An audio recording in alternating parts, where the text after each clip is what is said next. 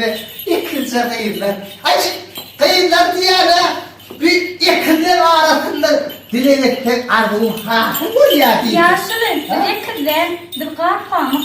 Akşam çok rahatlıkta kıyırlar girip bak ardığıma değil de iki yerin arasında durup çok. Hani siz şey olayla, siz.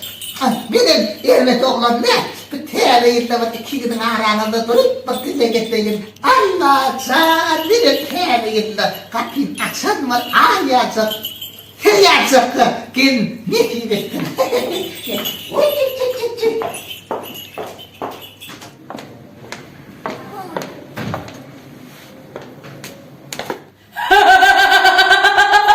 İle Cemil.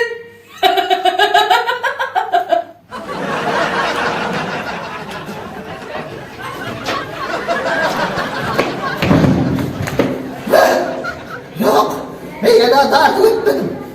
Ya, pamuktan, ağadan çıkmadı.